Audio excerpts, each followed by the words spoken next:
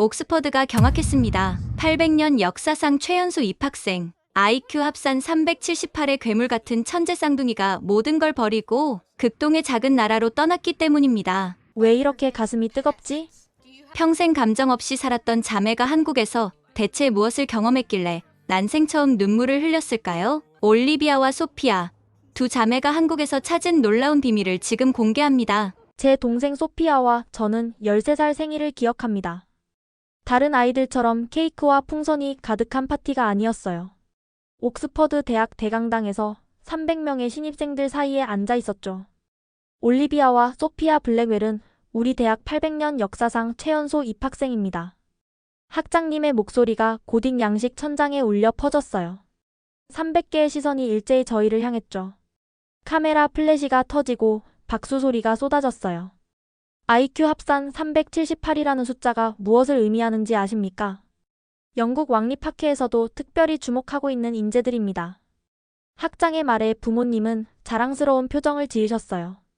아버지는 꼿꼿이 앉아 계셨고 어머니는 손수건으로 눈가를 닦으셨죠. 하지만 저와 소피아는 무표정하게 천장만 바라봤어요. 대강당의 고딕 양식 아치를 기하학적으로 분석하고 있었죠.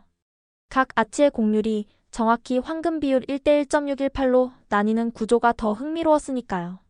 스테인드 글라스를 통과한 빛의 파장을 계산하는 것이 축하 인사를 듣는 것보다 재미있었어요. 하지만 자매에게는 심각하게 우려되는 점이 있습니다. 심리학과 메리 윌슨 교수가 낮은 목소리로 말했어요. 그녀의 표정은 걱정스러웠죠. 다른 학생들과 전혀 어울리지 못해요.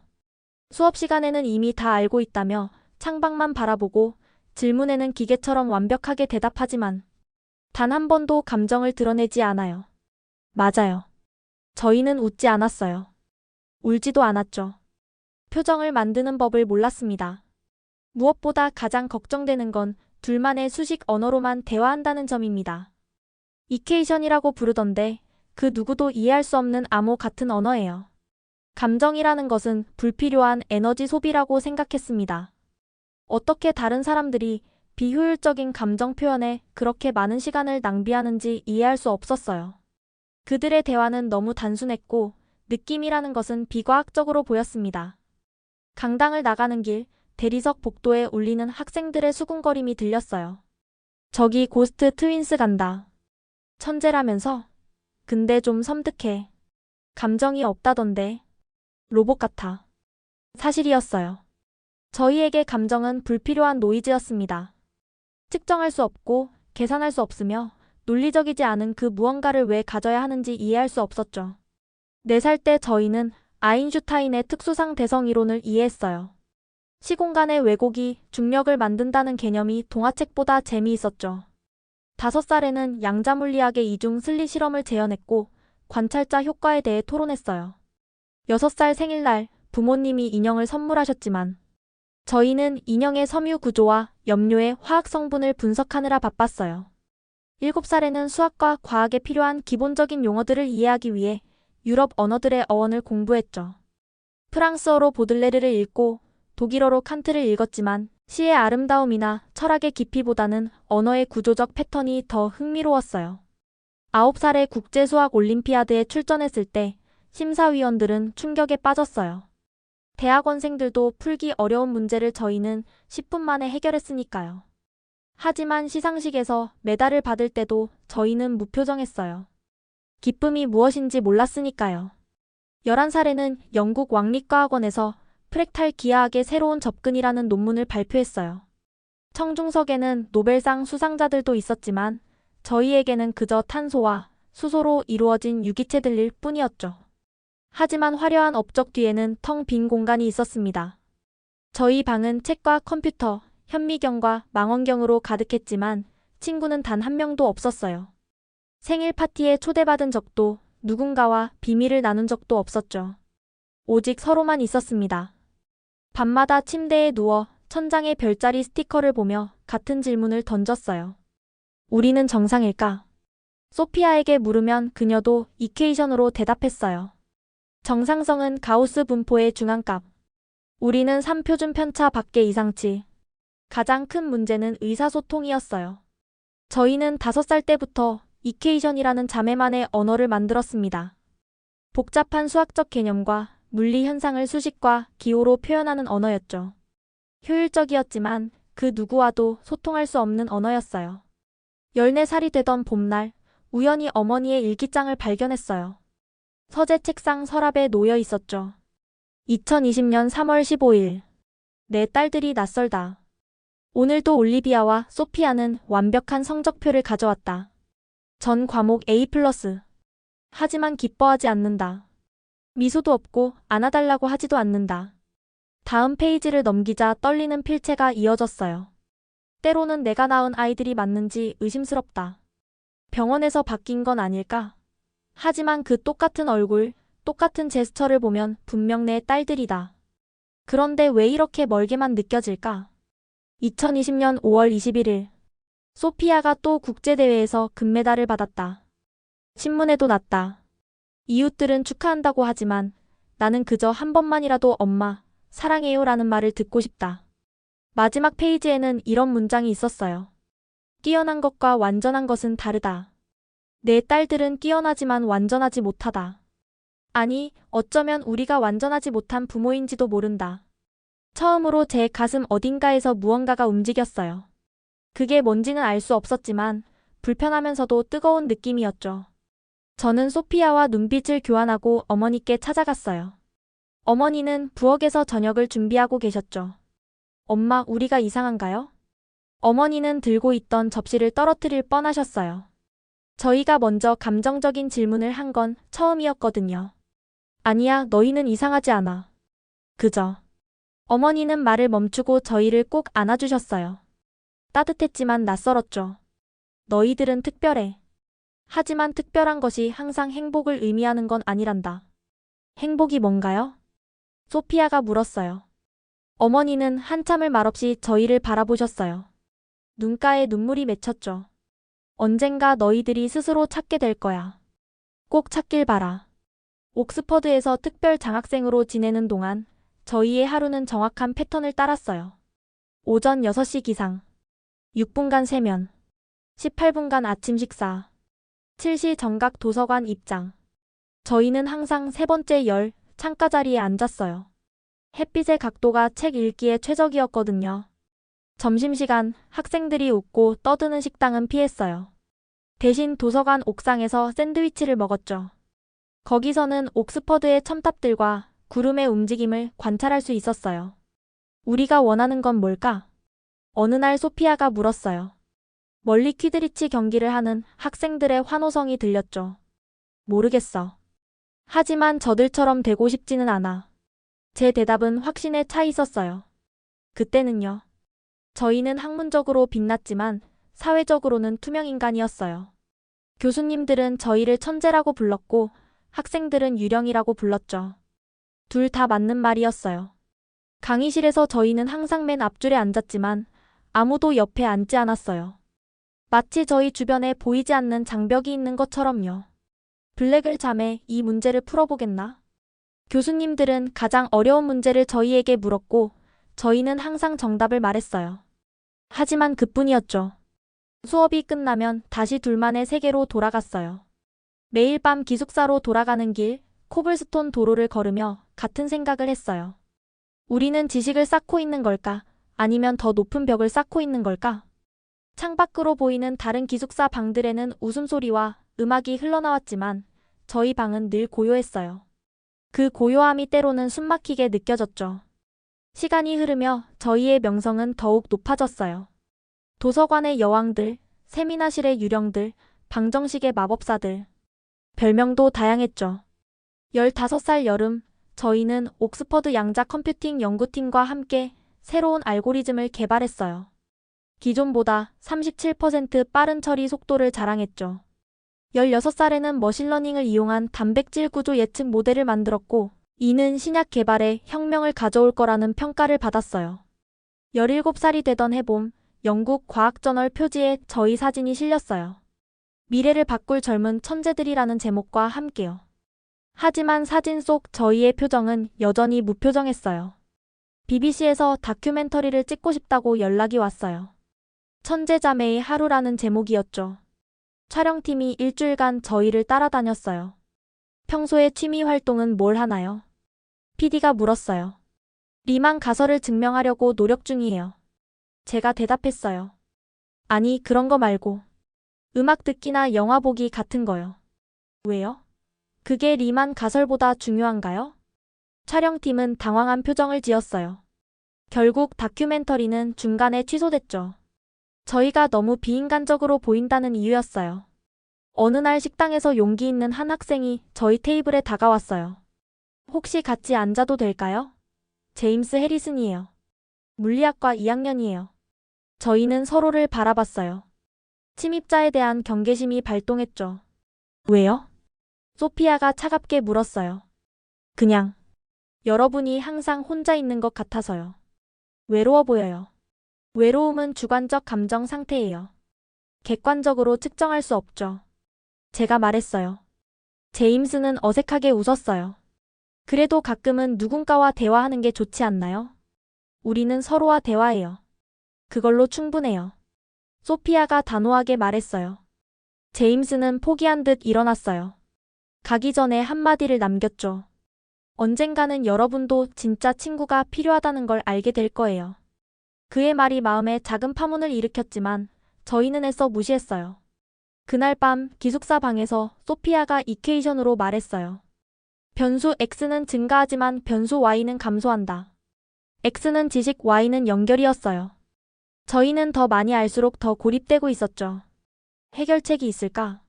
제가 물었어요. 미지수가 너무 많아. 풀 수 없는 방정식이야. 창밖으로 옥스퍼드의 야경이 보였어요.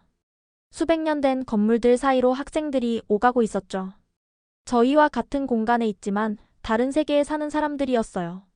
전환점은 심리학과 에밀리 스미스 교수님과의 만남에서 시작됐어요.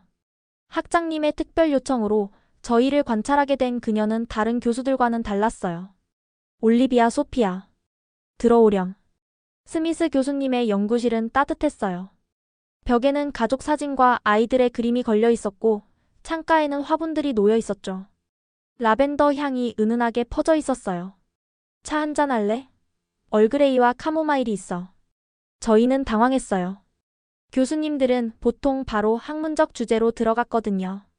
필요 없어요. 소피아가 대답했어요. 그래도 한잔 해보렴. 따뜻한 차는 대화를 부드럽게 만들어주거든. 교수님은 직접 차를 따라주셨어요. 컵을 감싸주니 온기가 전해졌죠. 너희에 대해 많이 들었어. 뛰어난 지성을 가졌다고. 하지만 오늘은 성적이나 연구 얘기를 하려는 게 아니야. 그럼 왜 부르신 거죠? 제가 물었어요. 너희는 서로에게 어떤 존재니? 예상치 못한 질문이었어요. 수학도 과학도 아닌 전혀 다른 영역의 질문이었죠. 우리예요. 소피아가 더듬거리며 대답했어요. 좀 더 구체적으로 설명해 줄 수 있니? 우리는 하나의 시스템이에요. 분리될 수 없는 단위죠. 제가 덧붙였어요. 스미스 교수님은 고개를 끄덕이며 메모를 했어요. 그래. 너희는 하나로 융합된 존재구나. 그럼 개인으로서의 올리비아는 누구니? 소피아가 없는 올리비아는? 머릿속에서 무언가가 깨지는 듯한 느낌이었어요. 한 번도 생각해 본 적 없는 질문이었죠. 그런 건 존재하지 않아요. 정말 그럴까? 너희가 다른 취향을 가진 적은 없니? 다른 생각을 한 적은? 침묵이 흘렀어요. 사실 가끔 달랐죠. 저는 천체 물리학을 더 좋아했고 소피아는 양자역학에 더 관심이 많았어요. 하지만 그런 차이를 인정하는 게 두려웠어요. 너희가 쓰는 이퀘이션 언어를 분석해봤어. 교수님이 서류를 꺼내 보여주셨어요. 놀라운 체계야. 수학적 논리가 완벽하게 언어화되어 있어. 하지만 한 가지 결정적으로 빠진 게 있더라. 뭐가 빠졌다는 거죠? 감정이야. 기쁨, 슬픔, 사랑, 그리움. 이런 단어들이 전혀 없어. 필요 없으니까요. 비논리적이고 비효율적이에요. 소피아가 단호하게 말했어요. 정말 그럴까? 그럼 왜 너희는 지금 불편해하고 있니? 저희는 놀라서 서로를 바라봤어요. 맞아요. 불편했어요. 이 대화가, 이 질문들이 불편했죠. 그것도 감정이야. 불편함, 당황, 어쩌면 두려움일 수도 있지. 스미스 교수님의 목소리는 부드러웠어요. 감정은 비논리적인 게 아니야. 진화의 산물이고 생존의 도구야. 그리고 무엇보다 인간을 인간답게 만드는 핵심이지. 하지만 너희는 충분히 인간이야. 다만 그 인간성을 표현할 언어를 갖지 못했을 뿐이야. 너희에게는 새로운 언어가 필요해. 마음을 담을 수 있는 언어 말이야. 돌아오는 길, 소피아와 저는 이케이전이 아닌 영어로 대화했어요. 혹시 교수님 말이 맞을까? 모르겠어. 하지만 뭔가 변해야 할 것 같아. 처음으로 변화의 필요성을 인정한 순간이었어요. 일주일 후 런던 대학 아시아 컨퍼런스가 옥스퍼드에서 열렸어요. 언어가 인지를 바꾸다 동아시아 언어의 특수성이라는 주제였죠. 스미스 교수님이 특별히 추천하셨어요. 꼭 가보렴. 특히 한국에서 오신 김서연 교수님 발표를 놓치지 마. 너희에게 필요한 답을 찾을 수도 있어. 강연장은 이미 많은 학자들로 붐볐어요. 저희는 조용히 맨 뒷줄에 앉았죠. 세 번째 발표자가 무대에 올랐을 때 이름표를 보니 김서연 교수님이었어요. 단정한 검은색 정장을 입은 그녀는 자신감 있게 발표를 시작했어요. 안녕하세요. 서울대학교 언어학과 김서연입니다.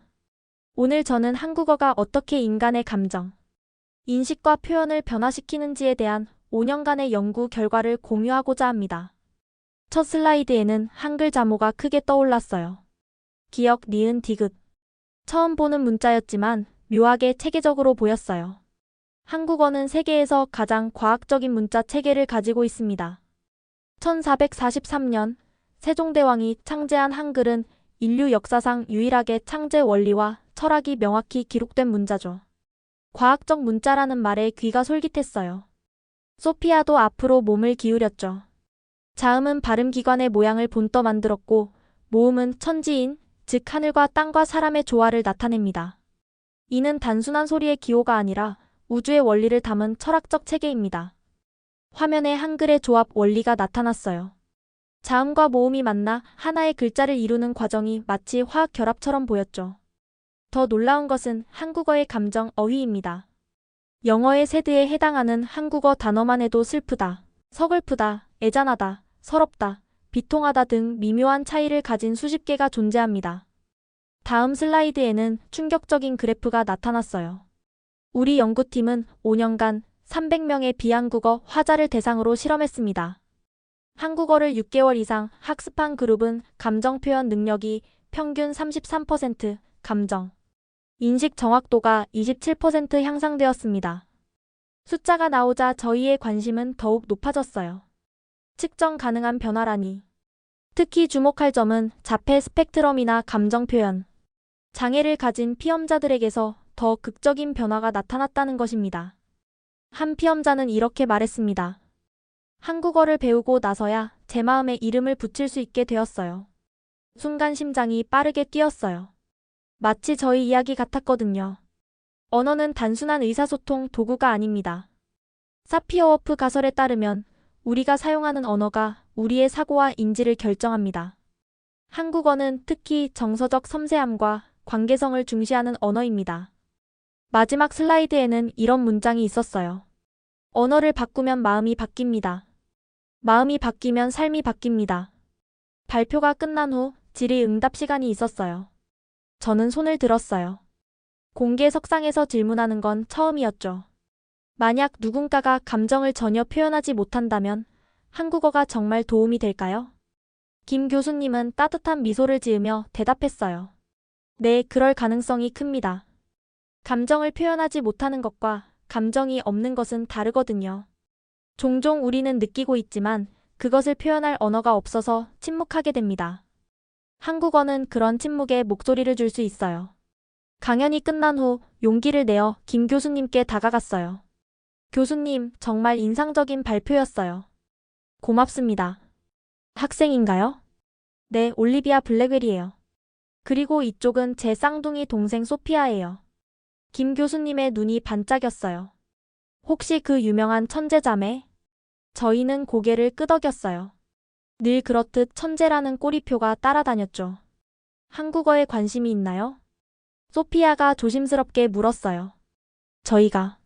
저희가 정말로 변할 수 있을까요? 김 교수님은 저희의 눈을 깊이 들여다보았어요. 이미 변화는 시작됐어요. 질문을 한다는 것 자체가 변화의 신호거든요. 교수님은 명함을 건네며 말을 이었어요. 혹시 한국에 와볼 생각은 없나요? 언어는 그 문화 속에서 배울 때 진짜 힘을 발휘하거든요. 제가 서울대에서 특별 프로그램을 운영하고 있어요. 그날 밤 기숙사 방에서 소피아와 저는 처음으로 진지한 미래 이야기를 나눴어요. 이케이션이 아닌 평범한 영어로요. 정말 갈 거야? 한국에? 소피아가 물었어요. 창밖으로 옥스퍼드의 첨탑들이 달빛에 빛나고 있었죠. 여기서는 아무것도 바뀌지 않아. 우리는 계속 유령으로 살 거야. 하지만 우리의 연구는? 논문은? 경력은? 그게 전부일까? 우리 인생이 그게 전부일까? 처음으로 소피아가 대답하지 못했어요. 다음 날 아침 저희는 학장실을 찾아갔어요. 윌리엄 하트 학장은 평소처럼 엄격한 표정으로 서류를 검토하고 있었죠. 무슨 일이지, 블랙을 자매? 휴학 신청을 하러 왔습니다. 제가 떨리는 목소리로 말했어요. 학장은 안경을 벗으며 저희를 빤히 쳐다봤어요. 농담하는 거겠지? 너희는 옥스퍼드의 자랑이야. 영국 학계의 미래란다. 죄송합니다. 하지만 저희는 다른 것을 배워야 해요. 소피아가 용기를 냈어요. 다른 것? 옥스퍼드에서 배울 수 없는 게 뭐가 있다는 거지? 인간이 되는 법이요. 학장실에 무거운 침묵이 흘렀어요. 소식은 빠르게 퍼졌어요. 교수들이 번갈아가며 면담을 요청했고 영국 왕립학회에서는 긴급 회의를 소집했죠. 천재 자매가 학업을 포기한다는 것은 국가적 손실로 여겨졌어요. BBC에서 인터뷰 요청이 왔어요. 이번엔 거절하지 않았죠. 카메라 앞에 선 저희는 떨렸지만 솔직했어요. 블랙을 자매, 정말 옥스퍼드를 떠나는 건가요? 기자가 물었어요. 네, 한 학기 동안 한국에서 공부할 예정이에요. 왜 하필 한국인가요? 그곳에서 뭘 배울 수 있죠? 소피아가 심호흡을 하고 대답했어요. 저희는 모든 걸 알지만 아무것도 느끼지 못해요. 한국어를 통해 감정을 배우고 싶어요. 진짜 인간이 되고 싶어요. 인터뷰는 그날 저녁 뉴스 헤드라인이 됐어요. 천재 쌍둥이, 인간이 되고 싶다며 옥스퍼드 떠나. 부모님과의 대화는 가장 어려웠어요. 화상통화로 마주한 부모님의 표정은 복잡했죠.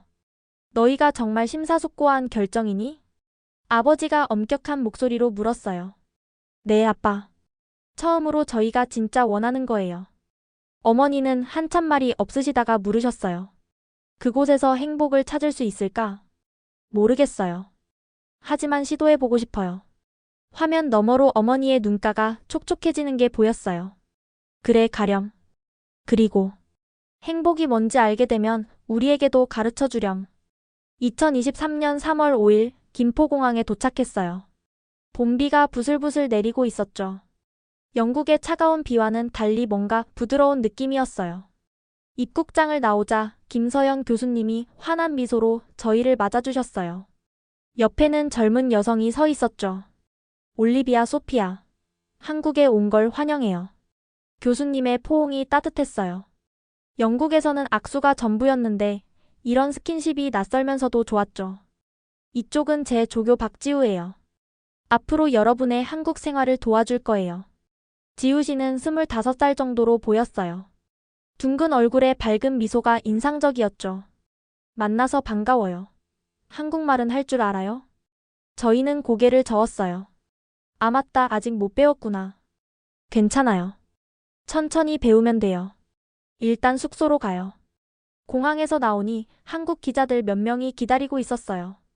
하지만 김 교수님이 정중히 거절하고 저희를 차로 안내했죠. 너희 이야기가 한국에서도 화제야. 하지만 조용히 적응할 시간을 주려고 해. 차창 밖으로 서울의 풍경이 펼쳐졌어요. 높은 빌딩들, 복잡한 도로, 한글 간판들. 옥스퍼드와는 완전히 다른 세계였죠. 저기가 남산이에요. 서울의 상징이죠. 지우 씨가 설명했어요. 그리고 저건 한강. 서울을 가로지르는 강이에요. 강을 건너며 묘한 감정이 들었어요. 새로운 시작, 미지의 세계로 들어가는 느낌이었죠. 홍대 근처의 작은 게스트하우스에 도착했어요. 대학 기숙사가 이미 마감되어서 김 교수님이 특별히 마련해준 곳이었죠. 작지만 아늑할 거예요. 일주일 정도 여기서 지내다가 기숙사로 옮기면 돼요. 방은 정말 작았어요. 하지만 깨끗하고 따뜻했죠. 창밖으로는 홍대의 번화한 거리가 보였어요. 저녁 먹으러 갈까요? 한국 음식 먹어본 적 있어요? 지우 씨가 물었어요. 없어요. 그럼 오늘이 첫 경험이네요. 뭐부터 먹어볼까? 순한 거부터 시작하자. 근처 식당에서 된장찌개를 시켰어요. 뜨거운 김이 모락모락 올라오는 뚝배기를 보며 걱정이 됐죠. 이게 된장찌개예요. 한국인들이 가장 자주 먹는 음식 중 하나죠. 첫 숟가락을 떠서 입에 넣었을 때 놀라운 일이 일어났어요. 복잡하면서도 조화로운 맛이 입안에 퍼졌죠. 짠맛, 구수한 맛, 약간의 매운맛이 어우러져 있었어요. 어때요? 이상해요. 하지만 좋은 이상함이에요. 소피아가 대답했어요. 그날 밤 게스트하우스로 돌아와 창밖을 바라봤어요. 빗소리와 함께 들리는 도시의 소음이 낯설었지만 이상하게 마음이 편안했어요. 올리비아, 우리가 정말 변할 수 있을까? 모르겠어. 하지만 이미 뭔가 다른 것 같아. 처음으로 미래가 불확실하다는 게 두렵지 않았어요. 오히려 설레었죠. 이 느낌이 뭔지는 아직 몰랐지만요. 월요일 아침 연세대학교 한국어학당으로 향했어요. 캠퍼스는 옥스퍼드와는 완전히 달랐어요. 현대적인 건물들 사이로 학생들이 활기차게 오가고 있었죠. 여기가 한국어학당이에요. 전 세계에서 온 학생들이 한국어를 배우는 곳이죠. 지우 씨가 안내했어요. 건물 안으로 들어서자 다양한 언어가 들렸어요. 중국어, 일본어, 스페인어, 아랍어. 마치 작은 지구촌 같았죠. 원장실에서 간단한 면담을 했어요. 블랙을 자매님 환영합니다. 김서연 교수님께 많이 들었어요.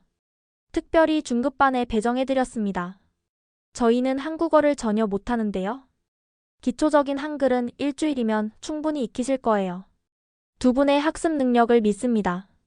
복도를 지나 3층 교실로 갔어요. 문을 열고 들어서자 15명 정도의 학생들이 호기심 어린 눈빛으로 저희를 바라봤죠. 안녕하세요, 여러분.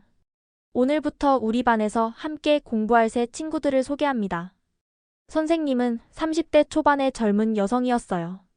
따뜻한 미소가 인상적이었죠. 영국에서 온 올리비아와 소피아예요.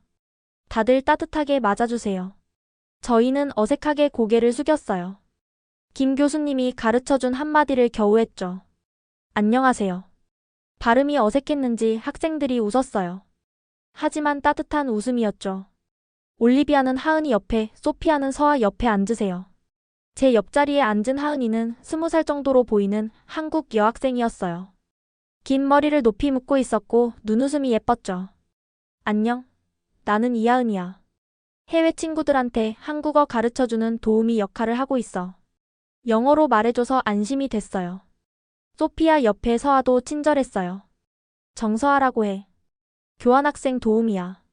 잘 부탁해. 첫 수업은 한글의 기본 원리였어요. 선생님이 칠판에 큰 원을 그렸어요. 이게 뭘까요? 이건 한글의 첫 번째 자음, 이응이에요. 원. 비어있는 원. 뭔가 철학적인 의미가 있는 것 같았어요. 한글의 자음은 발음할 때 입모양을 본떠 만들었어요. 이응은 목구멍의 모양이에요. 다음은 기역, 니은, 디귿. 하나하나가 과학적 원리로 만들어졌다는 게 놀라웠어요. 그리고 모음은 하늘, 땅, 사람을 나타내요. 점 하나가 하늘, 횡선이 땅, 종선이 사람이에요. 천지인의 조화라. 단순한 기호가 아니라 우주관이 담긴 문자였어요. 쉬는 시간 하은이가 다가왔어요. 어때? 어렵지 않아? 아니, 오히려 논리적이어서 이해하기 쉬워. 다행이다. 그런데 너희 진짜 천재라며? IQ가 엄청 높다고 들었어. 순간 긴장했어요. 또 천재라는 꼬리표가 따라올까봐. 근데 그런 거 상관없어. 여기서는 다 똑같은 학생이야. 점심 같이 먹을래? 하은이의 태도에 놀랐어요. 천재라는 것에 별로 관심이 없어 보였죠. 학생 식당은 북적였어요. 다양한 음식 냄새가 났고 학생들의 웃음소리로 가득했죠. 뭐 먹을래? 처음이니까 김치볶음밥 어때? 맵지 않게 해달라고 할게. 4명이 한 테이블에 앉았어요. 하은, 서아, 저 그리고 소피아. 처음으로 또래들과 평범하게 밥을 먹는 기분이었어요.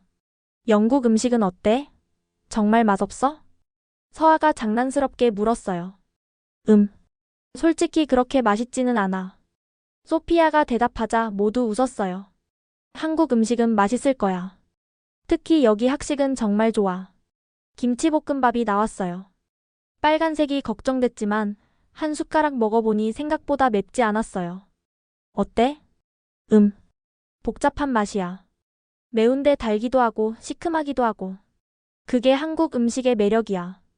여러 맛이 조화를 이루는 거지. 오후 수업은 일상 회화였어요. 안녕하세요. 만나서 반갑습니다. 저는 누구누구입니다. 단순한 문장들이었지만 이상하게 입에 붙었어요. 이제 감정 표현을 배워볼까요? 기쁘다, 슬프다, 화나다. 선생님이 표정을 지으며 설명했어요. 그런데 한국어에는 이것보다 훨씬 많은 감정 표현이 있어요. 예를 들어 그립다.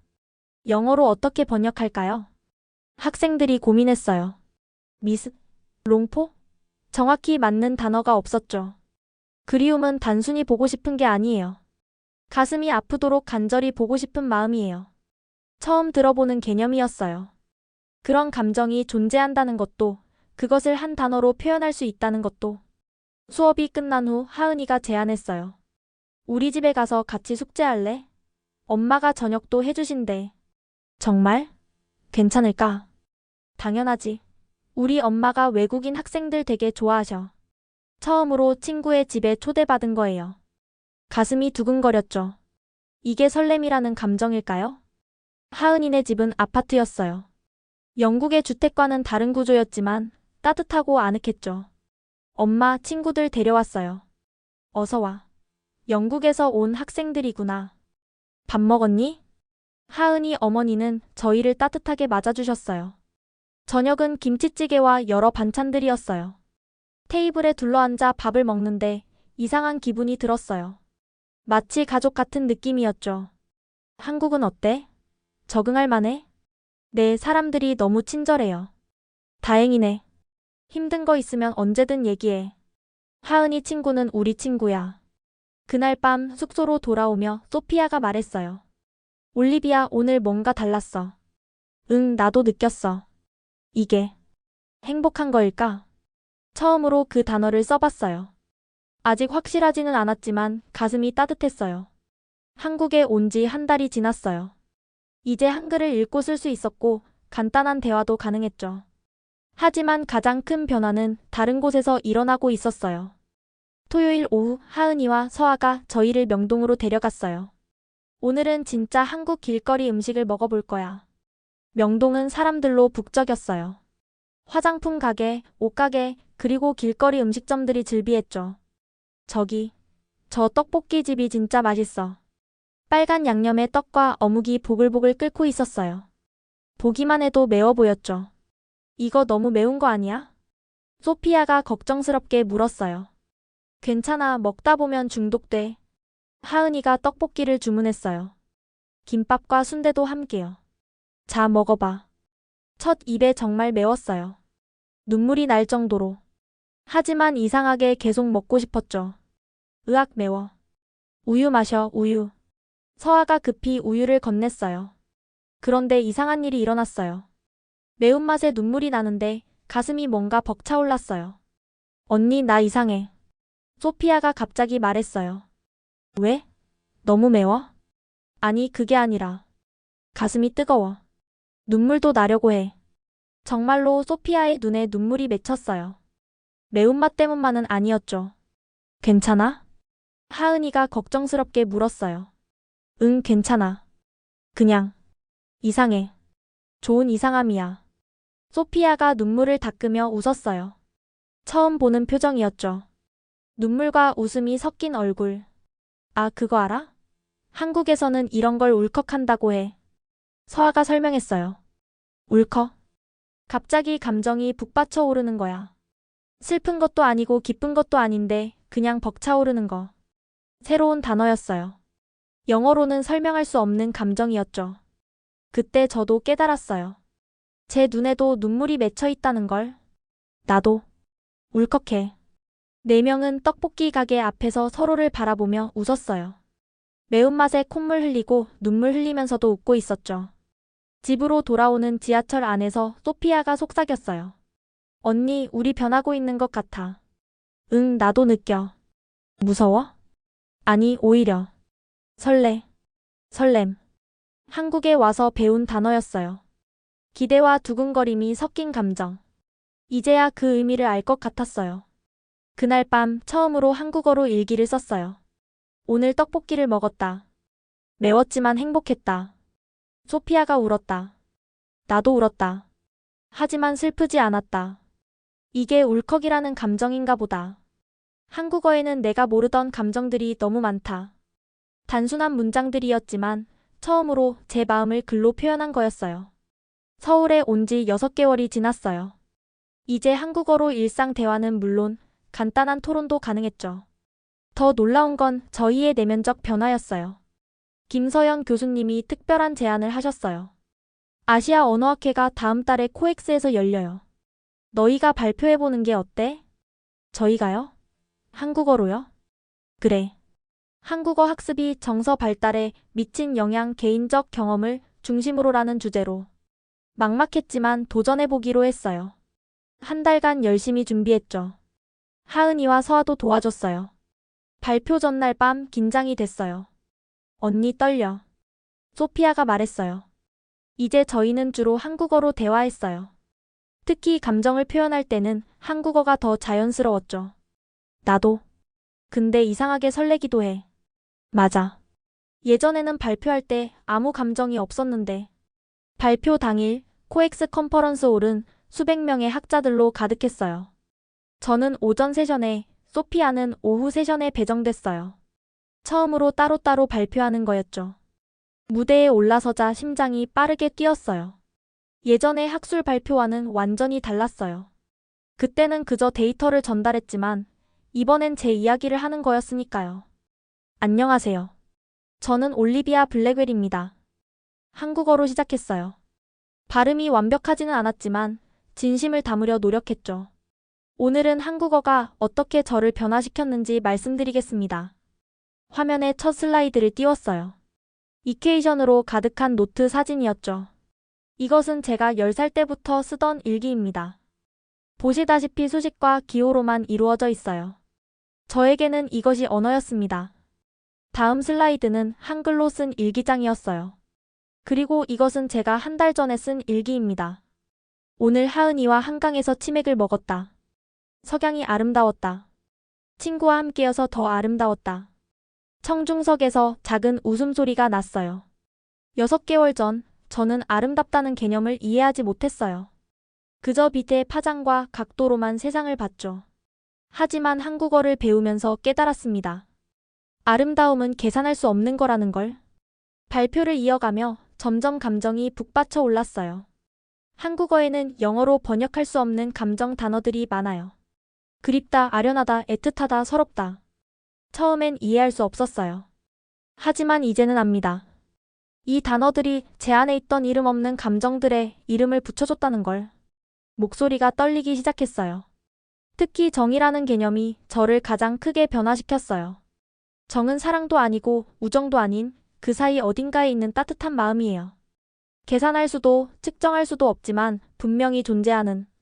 갑자기 말문이 막혔어요. 청중들이 조용히 기다려줬죠. 그때 뒷줄에서 누군가 일어났어요. 소피아였죠. 언니야, 괜찮아. 그냥 내 마음을 말해. 소피아가 제 이름을 불렀어요. 평소엔 그냥 언니라고 부르는데 공개석상에서 이름을 불러준 거예요. 저를 독립된 개인으로 인정해준 순간이었죠. 깊게 숨을 들이쉬고 다시 시작했어요. 제 동생과 저는 평생을 하나의 단위로 살았어요. 우리는 위어치 아이가 아니었죠. 하지만 한국어를 배우며 처음으로 나와 너가 되는 법을 배웠어요. 눈물이 뺨을 타고 흘러내렸어요. 한국에 오기 전 저는 천재였지만 인간은 아니었어요. 모든 걸 알았지만 아무것도 느끼지 못했죠. 하지만 이제 목이 메어 말을 잇지 못했어요. 이제는 압니다. 떡볶이를 먹으며 친구와 웃는 것이 리만 가설을 푸는 것보다 소중할 수 있다는 걸. 석양을 보며 아름답다고 느끼는 것이 빛의 파장을 계산하는 것보다 의미 있을 수 있다는 걸. 마지막 슬라이드를 보여줬어요. 한글로 크게 쓴 한 문장이었죠. 한국어는 제게 단순한 제2언어가 아니었습니다. 그것은 제 마음의 문을 여는 열쇠였고 인간이 되는 길을 보여준 지도였습니다. 발표를 마치자 잠시 정적이 흘렀어요.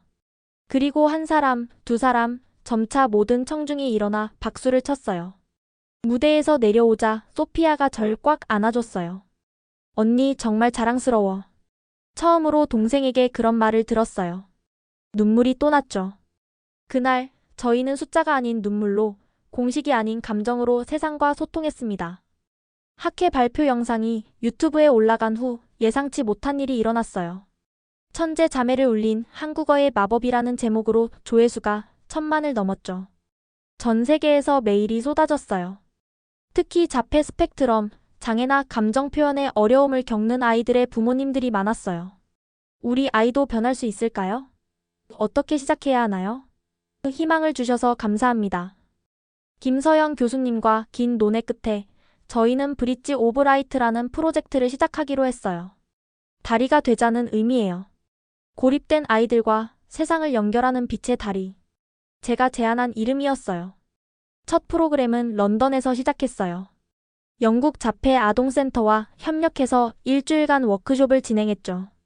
12명의 아이들이 참여했어요. 8살부터 16살까지 모두 감정 표현에 어려움을 겪는 아이들이었죠. 첫날 아이들은 저희처럼 무표정했어요. 눈도 마주치지 않았고 대답도 단답형이었죠. 안녕하세요. 제가 한국어로 인사하자 몇몇 아이들이 고개를 들었어요. 이건 한국어로 인사하는 거예요. 따라해볼까요? 안, 녕. 더듬거리며 따라하는 아이들의 모습에서 과거의 저희가 보였어요. 한글을 가르치며 특별히 감정 단어에 집중했어요. 이건 기쁘다예요. 웃는 얼굴을 그려볼까요? 놀랍게도 아이들은 글자와 함께 표정을 배우기 시작했어요. 특히 기억에 남는 건 10살 토마스예요. 선택적 한묵증으로 2년째 말을 하지 않던 아이였죠. 넷째 날 토마스가 제게 쪽지를 건넸어요. 삐뚤삐뚤한 한글로 고맙다라고 써 있었죠. 토마스 이거 혼자 쓴 거야? 토마스가 고개를 끄덕였어요. 그리고 작은 목소리로 말했어요. 고, 맙, 다. 한국어로 한 첫 마디였어요. 토마스의 어머니는 눈물을 흘리셨죠. 기적이에요. 우리 아이가 말을 했어요. 일주일 후 변화는 극적이었어요. 아이들은 간단한 한국어로 감정을 표현하기 시작했고 표정도 풍부해졌죠. 마지막 날 아이들이 준비한 깜짝 선물이 있었어요. 한글로 쓴 편지였죠. 올리비아 선생님, 소피아 선생님. 우리에게 마음을 가르쳐줘서 고마워요. 프로젝트는 빠르게 확산됐어요. 파리, 베를린, 도쿄, 뉴욕. 1년 만에 15개 도시에서 프로그램이 운영됐죠. 한국 정부와 영국 문화원이 공동 후원을 하게 됐고 유네스코에서도 관심을 보였어요. 언어를 통한 정서 교육의 새로운 패러다임이라는 평가를 받았죠. 가장 뿌듯한 건 저희와 같은 아이들에게 희망을 줄 수 있다는 거였어요. 고립된 섬에서 나와 세상과 연결되는 경험, 그것을 함께 나눌 수 있다는 게 행복했죠. 소피아는 이렇게 말했어요. 우리가 받은 선물을 다시 나누는 거야. 한국어가 우리에게 준 마법을. 2025년 봄, 저는 23살이 됐어요. 옥스퍼드로 돌아와 언어심리학 박사과정을 밟고 있죠. 매년 한 학기는 서울대에서 객원연구원으로 지내고 있어요. 소피아는 연세대 한국어 교육과 석사과정에 있어요. 동시에 브릿지 오브 라이트 재단의 아시아 지부장을 맡고 있죠. 이제 전 세계 25개국에서 프로그램이 운영되고 있어요. 오늘은 특별한 날이에요. 한강다리를 걸으며 5년 전을 돌아보기로 한 날이거든요. 매년 3월 5일 저희가 한국에 처음 도착한 날에 만나서 함께 걷죠. 언니, 우리 정말 많이 변했지? 소피아가 웃으며 말해요. 봄바람에 머리카락이 날리는 모습이 자유로워 보여요. 응. 가끔은 믿기지 않아. 우리가 감정 없는 로봇이었다는 게. 로봇이 아니었어. 그냥 언어가 없었을 뿐이야. 맞아요. 저희는 항상 느끼고 있었어요. 다만 그것을 표현할 방법을 몰랐을 뿐이죠. 작년에 저희 이야기가 책으로 출간됐어요. 언어의 달이라는 제목으로 베스트셀러가 됐죠. 곧 넷플릭스에서 다큐멘터리로도 제작될 예정이에요. 부모님도 많이 변하셨어요. 이제는 1년에 2번씩 한국을 방문하시고 김치도 즐겨 드셔요. 너희가 행복을 찾아서 정말 기뻐. 어머니가 말씀하셨어요. 이제 저희는 행복이 뭔지 알아요. 그리고 그것을 표현할 수 있어요. 개인적인 삶도 풍성해졌어요. 저는 한국어를 공부하는 영국인 동료와 가까워지고 있고, 소피아는 한국인 언어학자와 좋은 관계를 유지하고 있어요. 재미있는 건 저희가 여전히 가장 친한 친구라는 거예요. 하지만 이제는 건강한 거리를 유지할 줄 알아요. 우리이면서도 나일 수 있는 관계가 됐죠. 한강다리 중간쯤에서 멈춰 섰어요. 석양이 한강을 황금빛으로 물들이고 있었죠. 기억나? 5년 전 이 다리에서 울었던 거. 소피아가 말했어요. 응. 처음으로 한이라는 감정을 이해했던 날이었지. 한은 단순한 슬픔이 아니에요. 그리움과 아쉬움, 체념과 희망이 섞인 복잡한 감정이죠. 그날 저희는 한강을 보며 처음으로 한을 느꼈어요. 고향에 대한, 부모님에 대한, 잃어버린 시간에 대한. 근데 이제는 한이 아니야. 뭐라고 해야 할까? 감사? 맞아. 감사하고 벅차고 뿌듯해. 저희는 계속 걸었어요. 다리 끝에 다다랐을 때 소피아가 제안했어요. 언니 치맥 한잔 할까? 좋지. 한강공원 편의점에서 치킨과 맥주를 사서 잔디밭에 앉았어요. 5년 전처럼 하지만 완전히 다른 마음으로. 건배하자. 뭐에 건배할까? 소피아가 물었어요. 한국어에? 우리를 변화시켜준 마법의 언어에. 좋아. 그리고 우리의 용기에도. 변화를 선택한 용기. 맥주잔을 부딪혔어요. 건배. 시원한 맥주와 함께 지난 시간들이 떠올랐어요. 천재였지만 불완전했던 시절. 한국어를 만나 조금씩 변해가던 과정. 처음으로 친구가 생기고 웃고 울던 순간들. 언니, 우리 정말 잘 왔다. 응, 정말 잘 왔어. 해가 완전히 지고 한강의 불빛들이 반짝이기 시작했어요. 5년 전 이 불빛들은 그저 광자의 파동이었어요. 하지만 지금은 달라요. 저는 이 불빛에서 아름다움을 봅니다. 도시의 활력을 느낍니다. 사람들의 삶과 이야기를 상상합니다. 한국어는 저희에게 단순한 제2언어가 아니었어요. 그것은 닫혀있던 마음의 문을 여는 열쇠였고 세상과 연결되는 다리였으며 진정한 자신을 발견하는 지도였습니다. 무엇보다 인간이 되는 방법을 가르쳐준 스승이었죠. 올리비아 소피아. 멀리서 누군가 불렀어요. 하은이와 서아였죠. 이제는 25이 된 친구들. 언니들. 여기 있었구나. 5년이 지나도 여전히 저희를 언니라고 부르는 친구들. 그 호칭에는 정이 담겨 있어요. 넷이서 둘러앉아 치킨을 나눠 먹으며 웃었어요. 천재는 시작이었고 인간은 도착점이었습니다. 그리고 그 여정을 가능하게 해준 건 한국어와 한국 사람들이었죠. 별이 빛나는 한강의 밤. 저는 지금 완전히 행복합니다. 지금까지 영국 천재 쌍둥이 자매 올리비아와 소피아의 놀라운 여정이었습니다. 한국어가 열어준 마음의 문, 정서적 각성을 통해 진정한 자아를 발견한 그들의 이야기 어떠셨나요? 때로는 가장 멀리 돌아가는 길이 가장 가까운 길일 수 있습니다. 언어는 단순한 소통 도구가 아닌 우리 영혼의 지도가 될 수 있다는 것을 보여준 감동적인 실화였습니다. 이런 특별한 이야기가 더 많은 분들께 희망과 용기가 되길 바라며 영상이 좋으셨다면 좋아요와 구독 부탁드립니다. 세종대왕의 위대함을 널리 알리기 위해 여러분의 공유가 필요합니다. 지금까지 감동 편지함이었습니다. 감사합니다.